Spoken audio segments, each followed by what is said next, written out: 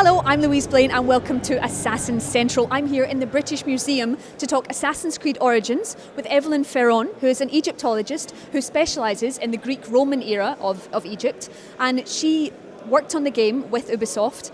And really what we're here to find out today is, every time people think about Egypt, they think about mummies, they think about pyramids, but there's so much more to ancient Egypt. Yes. So could you give us a quick sort of Cliff's Notes version of where do we land when we arrive in Assassin's Creed? What kind of Egypt are we in?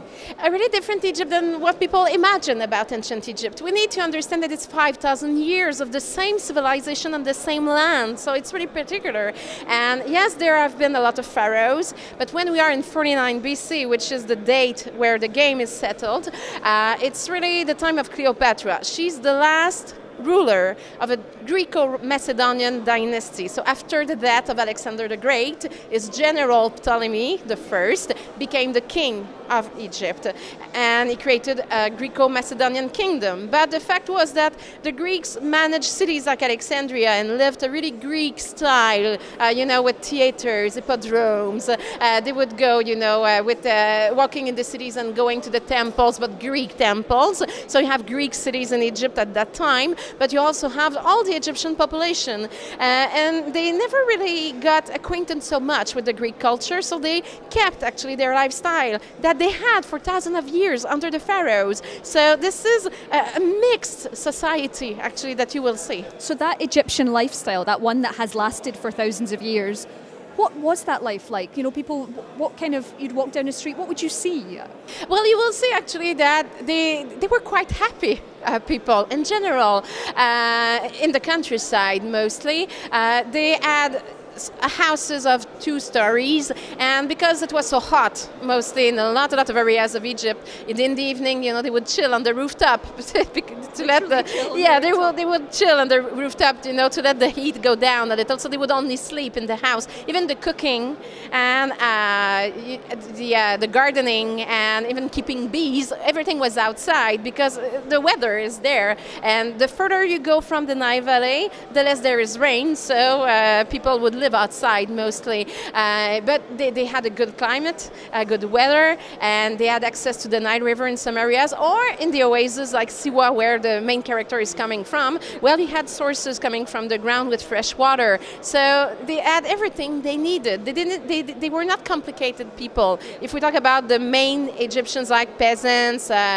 potters, people working leather, or people even working on the buildings, they had simple lifestyle because the environment gave them everything they needed. They would go fishing, everything was kind of quiet. So there is something bucolic about the Egyptian lifestyle that is clashing with the Greek lifestyle in the cities.